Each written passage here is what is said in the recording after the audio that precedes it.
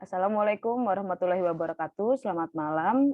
Kami dari kelompok 1 akan mempresentasikan mata kuliah Marketing Public Relation dengan tema Understanding Media and the Changing Communication Environment.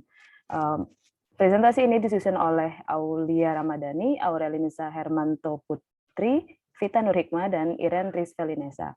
Untuk pembahasannya akan dilanjutkan oleh teman saya bernama Aurel. Silakan Aurel.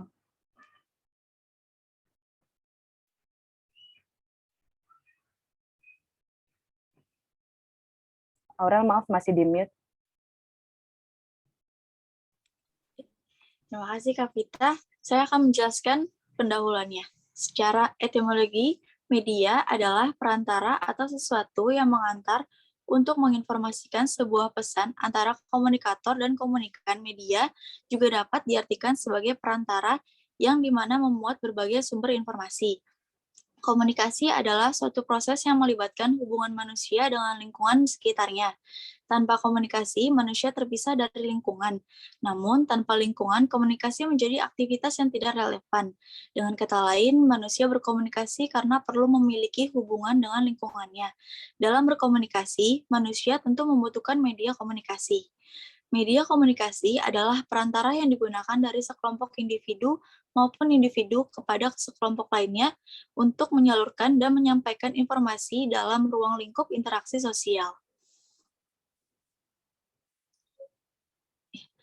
Ini ada rumusan masalahnya. Yang pertama, ada bagaimana fungsi media komunikasi. Kedua, apa saja faktor yang mempengaruhi metode komunikasi. Yang ketiga, apa saja faktor yang mempengaruhi perubahan lingkungan komunikasi. Tujuannya yang pertama itu untuk memahami fungsi media komunikasi, yang kedua untuk mengetahui faktor-faktor yang mempengaruhi metode komunikasi, yang ketiga untuk mengetahui faktor-faktor yang mempengaruhi metode komunikasi.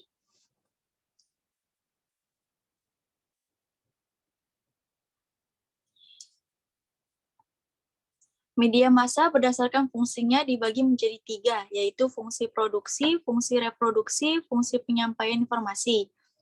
Media massa berdasarkan fungsinya, yaitu media cetak, media visual atau media tontonan, media audio visual. Media massa berdasarkan jangkauan penyebaran informasinya, yaitu media komunikasi eksternal dibagi menjadi 6, yaitu ada media cetak, radio, TV, telepon, handphone, dan internet. Media komunikasi internal adalah semua sarana penyampaian dan penerimaan informasi di antara publik internal dan biasanya bersifat non-komersial. Faktor-faktor yang mempengaruhi metode komunikasi, yaitu yang pertama adalah manusia, tingkat pengetahuannya, perkembangan, sosial budaya, jenis kelamin, peran dan tanggung jawab, perhatian, sikap, dan persepsi. Yang kedua ada pesan. Isi pesan yang ingin disampaikan dapat mempengaruhi teknik komunikasi yang digunakan oleh individu. Isi pesan mempengaruhi perilaku penyampaian pesan dan baik tidaknya pesan yang disampaikan tersebut diberi umpan balik. Yang ketiga ada lingkungan. Lingkungan dibagi menjadi 3. Yang pertama ada stimulus eksternal, nilai dan budaya adat, jarak dan wilayah.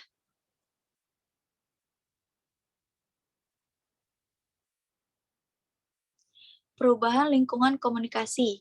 Lingkungan pemasaran selalu berubah dan bagi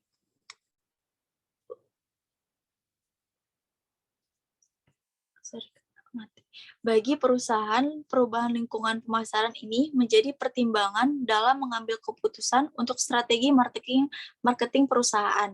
Karena itu, seorang pemimpin dapat memantau langsung dan membuat perencanaan yang sesuai dengan lingkungan pemasaran yang available. Yang kedua, mirip menurut Philip Kotler, Joseph Guiltinan, dan Gordon W. Powell, ada beberapa dimensi lingkungan utama yang memiliki kepentingan strategis, yaitu dimensi demografis, dimensi lingkungan alam, dimensi lingkungan teknologi, dimensi politik hukum, dimensi sosial budaya, dan dimensi ekonomi. Dapat ditarik kesimpulan bahwa dari beberapa dimensi lingkungan pemasaran yang telah dipaparkan di atas adalah bahwa suatu perusahaan berhasil untuk bentuk tanggung jawab pemasar, yaitu dimulai dari mengidentifikasikan terhadap perubahan-perubahan yang terjadi dalam lingkungan pemasaran bagi perusahaan.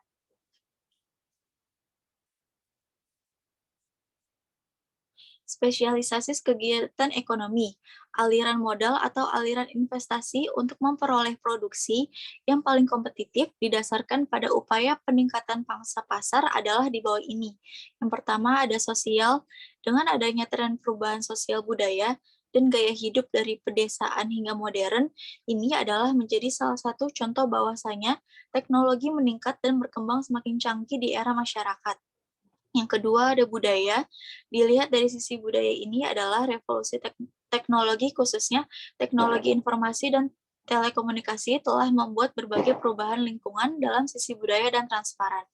Yang ketiga ada teknologi. Teknologi juga berkembang pesat, terutama di teknologi telekomunikasi dan informasi ini telah membuat berbagai aspek sosial budaya dari sisi kehidupan.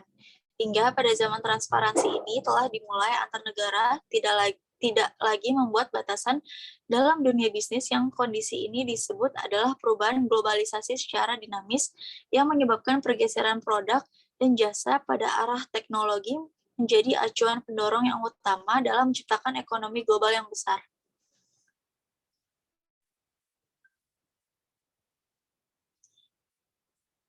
Semakin berkembangnya kemajuan dalam akses informasi, juga semakin besar pula kesempatan bagi setiap pelaku usaha yang dimana mereka dapat belajar juga memperoleh manfaat dengan berbagai informasi yang masuk dari seluruh dunia. Untuk pelaku usaha dapat berkembang yang dimana ia menguasakan informasi seiring dengan berbagai gerakan dalam program pendidikan. Hal lain juga mendukung adanya kesejahteraan ekonomi bagi suatu negara berkembang, yaitu infrastruktur telekomunikasi dan akses informasi yang terjadi dan mengalami perubahan secara signifikan. Adanya kesepakatan ini memperlihatkan bahwa semakin tingginya tingkat apresiasi masyarakat di dunia terhadap sumber daya manusia yang memiliki intelektual juga sisi kualitas tinggi. Namun, pada dasarnya semua negara memiliki kemajuan teknologi yang cukup berkualitas di era pasar internasional.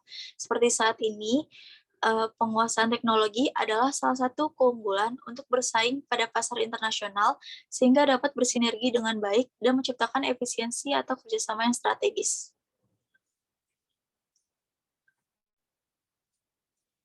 Materi selanjutnya akan dibahas oleh Aulia. Silakan Aulia. Iya, terima kasih Aurel. Kemudian yang terakhir ada bab penutup atau kesimpulan. Kesimpulan dari kelompok kami yaitu media komunikasi sangat berperan dalam kehidupan masyarakat, yang dimana proses pengiriman informasi di zaman kemasan yang sangat canggih ini, terutama teknologi telekomunikasi paling dicari untuk menyampaikan atau mengirimkan informasi ataupun berita, karena teknologi telekomunikasi semakin berkembang, semakin cepat, tepat, akurat, mudah, murah, efektif, dan efisien. Berbagai informasi antar benua dan negara di belahan dunia manapun semakin mudah untuk kita dapat. Kemudian, bila dikaitkan dengan pemasaran suatu produk atau jasa di era media dan juga situasi komunikasi saat ini, maka para pengusaha sangat tertolong dengan adanya perubahan ini. Mudahnya akses masyarakat terhadap dunia teknologi, dan juga digitalisasi menjadi pengusaha bebas menjual produk dan jasanya tanpa takut merasa rugi akan pengeluaran yang dikeluarkan untuk kebutuhan sehari-hari. Karena berjualan online menjadi alternatif yang baik untuk situasi digitalisasi sekarang ini. Kemudian selanjutnya diserahkan kepada teman saya yang bernama Iren. Silakan Iren. Terima kasih Aul.